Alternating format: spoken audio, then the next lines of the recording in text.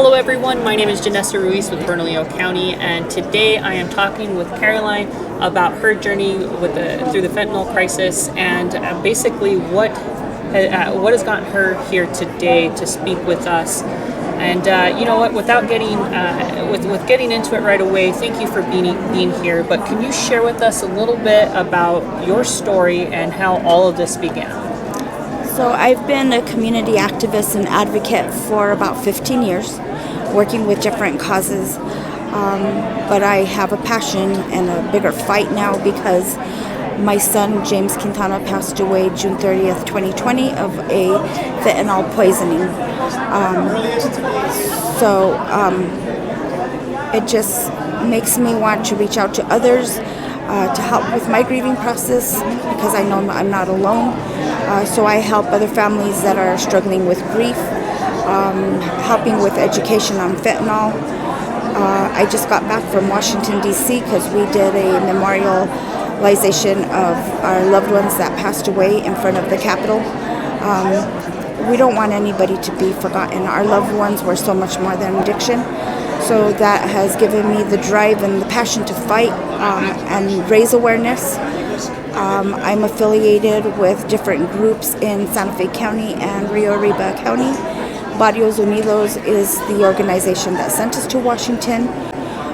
Trail of Truth. I work with Free Flow with Lori out of Santa Fe, who gives out feminine hygiene 30-day supply, and we give those to different organizations. I volunteer and take those out to the schools, to the homeless, to Barrios Unidos for whoever needs it. We do food distribution, grandmothers raising grandchildren. I do a personal outreach myself once a year in memory of my son, and that one is drugs, alcohol, suicide prevention, and domestic violence, because they're all linked in one way or another. Right now I have a whole written view which I want to start working on implementing and educating children. We have to, if we can't reach the person that's addicted for them to want to stop, then we have to have a much better view and help their children or their loved ones that are being displaced because they're addicted and have to be raised by someone else. So I think that their mental health and behavioral health should be addressed, and we need to make sure that these kids are being taken care of, because if the cycle can't be stopped with the adult, the cycle can be stopped with the children. And they're our next generation, so we have to help. This cycle can't continue. Absolutely. I agree with you 100%. You know, and you talk about your son and making sure that no one ever has to experience what you had to go through. You know, and I think we always draw lessons from the experiences that we endure. If you could, and you spoke on about educating the public, and I think this would be a key time to maybe relay, what were some of the warning signs that may have been present that during that whole process, and maybe you could relay to our audience that could help them kind of maybe determine this we need to start seeking intervention sooner than later. So with my son, he was depressed. He wanted help, and he did get help for a very long time. He was clean for a long time. He did outreach himself in Espanola, New Mexico. He just always wanted to help others, but he caught himself not helping himself in wanting to help others. And he did the Suboxone program for a while. He did very well for a long time. But I think if we could teach our children how to have coping skills with things, sometimes, you know, we can't always get what we want, and things aren't always going to happen the way we want them to happen. So they have to learn how to cope with those downfalls. And there's a lot of resources, counseling, your doctor. There's organizations like Barrios Unidos that you can go out and try to get help, you know, in your community.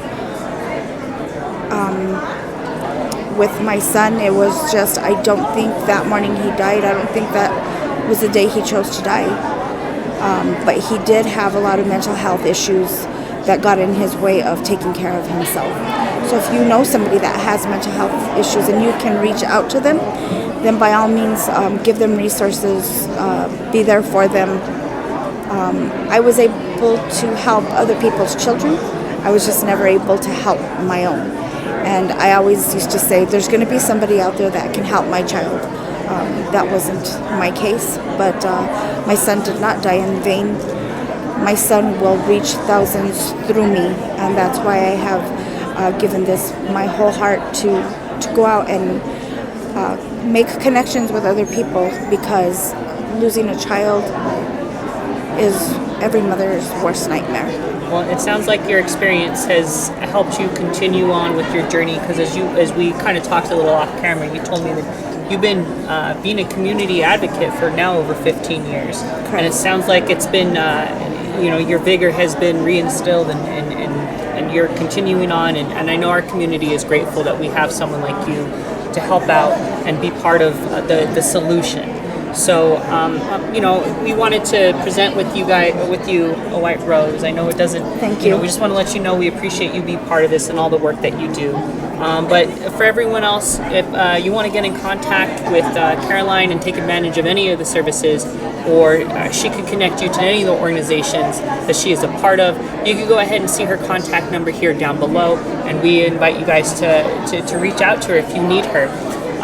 Again, Caroline, thank you for talking with us today. I would like to remind everyone and anyone that's suffering or experiencing any of the adverse effects from the fentanyl crisis, remember, you could reach out to any of the many organizations that are available, either through Caroline or what's listed on our website.